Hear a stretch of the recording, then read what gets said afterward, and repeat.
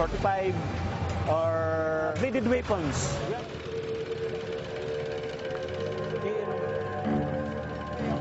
They are armed. They are armed. And they fight. They fight the police. They have no respect in the police.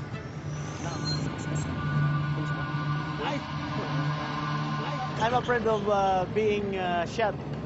But to perform my duty, that's one of the riskiest thing in our job as a SWAT team.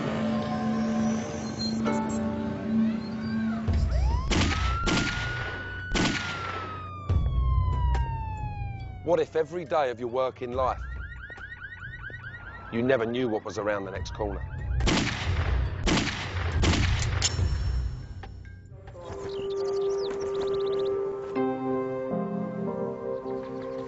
Senior SWAT member Jojo Dela Cruz knows all too well about the risks of being a cop. When he was 7 years old, an event took place that would change his life forever. He witnessed his father, who was a criminal, take revenge on a police officer who had beaten him up. When he saw that policeman doing traffic in the middle of the street, in front of my eyes, I really remember this. That policeman was shot by my father. The officer was killed. One thing that I cannot forget is my father being dragged by policemen along that long path, followed by my mother, and they both disappeared in the darkness. Jojo was taken into the care of his uncle, who was a police officer.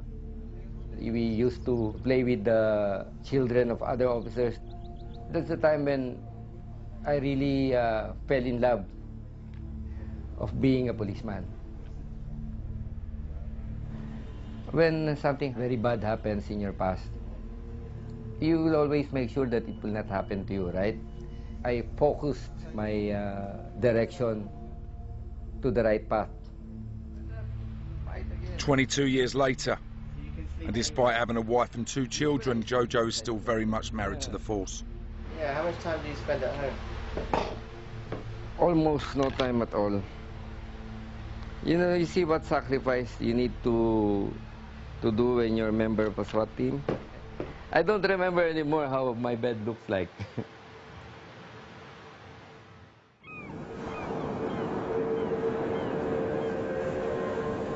With over 36,000 kilometers of coastline, the Philippines is a paradise for smugglers.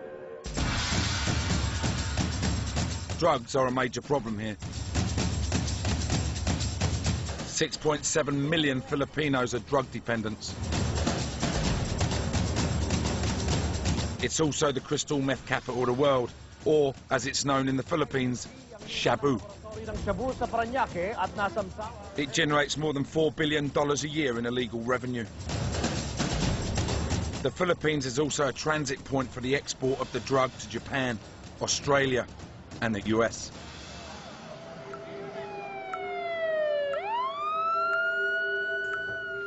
Superintendent Mariano is part of Manila's drug squad.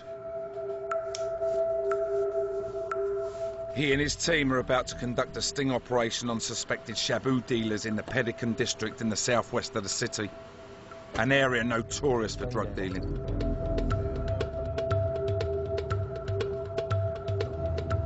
We have received an information to our informants that the suspect now is now selling Shabu. So we have to make some immediate operation so that we can arrest the suspect. Because maybe after 1 hour, his stuff will be gone.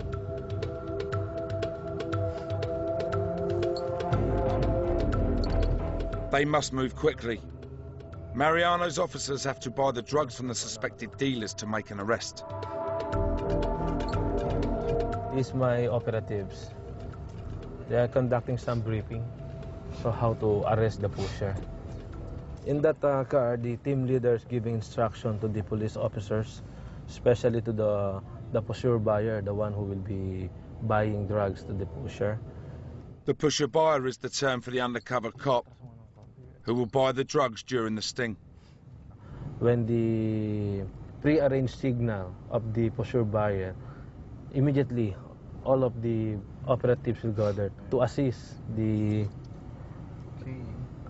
pusher buyer in arresting the drug pusher. The operation is a dangerous one for the officers involved. We have received a report that there's some drug pushers carrying firearms. Now all Mariano can do is sit and wait for the call.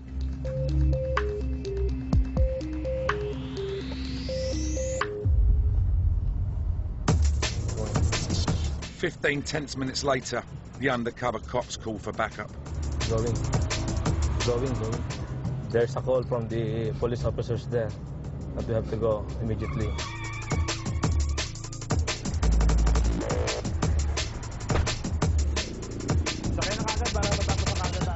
The sting has been a success. 2 pushers have been arrested for dealing shabu.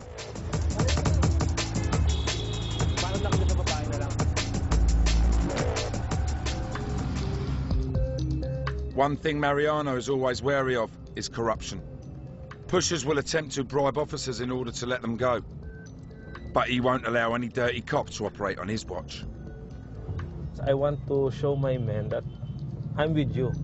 I'll be going with you in the operation. I will be the one to attend the court hearings. I know what I'm doing. I know what is my job. So they cannot pull me. I know the do's and the don'ts here. So much more. I know if they're doing something fishy or not.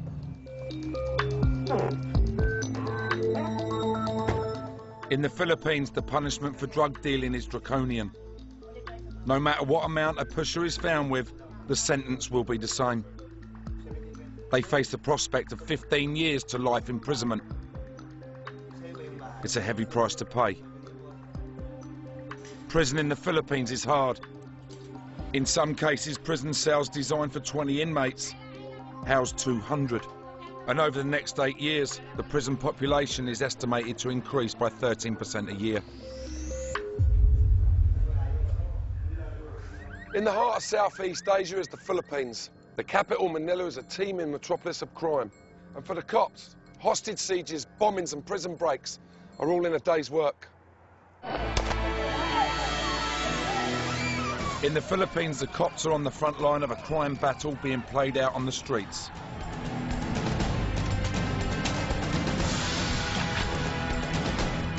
In just 2 months of 2008 alone, 20 officers of the Philippines National Police were killed in the line of duty.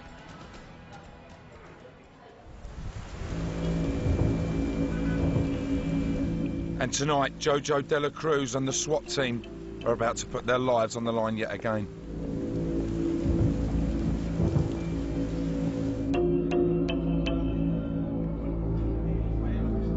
They're preparing for a big operation in Tondo. It's called a saturation drive. They will enter an area where they believe wanted criminals are located. And they will attempt to flush out the felons for whom they have arrest warrants. Some of them are serious criminals wanted for murder. One of the officers heading out on the raid is 31-year-old Joel Kazupanan. As well as his body armour and his M16, he's also armed with his prayer book. Yeah, it gives me strength, and I can feel the presence. I can feel the presence of the Lord whenever I'm down and in crisis. Joel joined the force to help provide for his mother and 2 younger brothers. Since he was a boy, he has been head of the family. My father passed away when I was only 11, so it is my mother who raised us. What do they think of you being a policeman and specifically being in the SWAT team? They're proud of me. They're proud of me, I guess. Having lost her husband, Joel's mother doesn't want to lose her son. She said just always take good care and pray.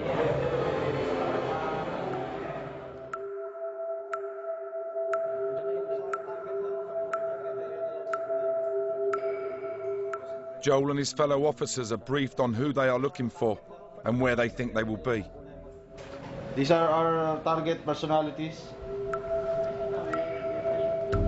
We'll proceed to the area and then we will search every house to look for the people in the photographs.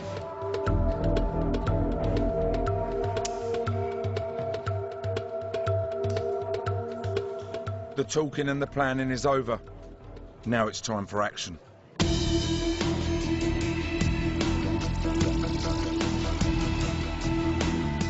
Joel knows from past experience on saturation drives that this is a dangerous mission. Well, times like this, you feel nervous and you don't know what will going to happen there.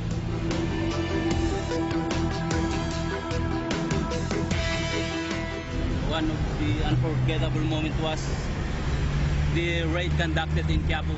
We were surprised by one of the suspects when we were about to enter the building. One of our men was fatally shot.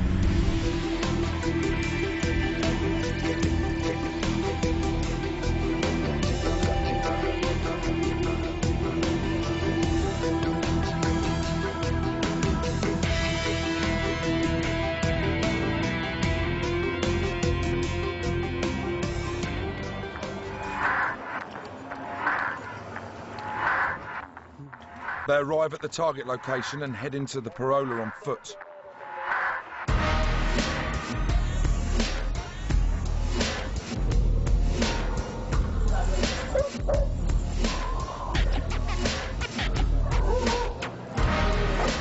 They are closing in on their targets.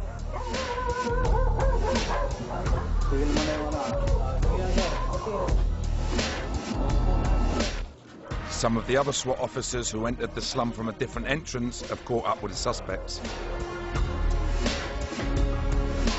The saturation drivers caught them unawares as they have been casually playing pool. But their game is up.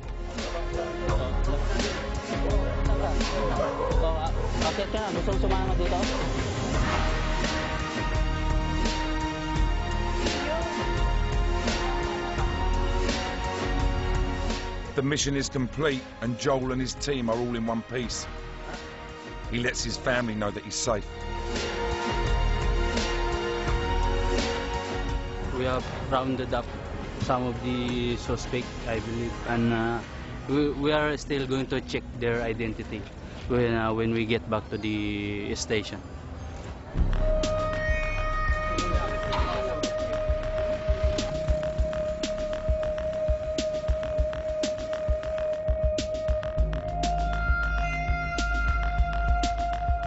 The next morning, Jojo takes some of his little free time to spend with his family. His visits are often brief, and because of the dangers he faces in his job, he can never be sure that the next one won't be his last. It's in your mind and in your heart. You must be at all times ready for that. If you're a policeman, half is in the ground. If you're a SWAT member, only your head is not in the ground.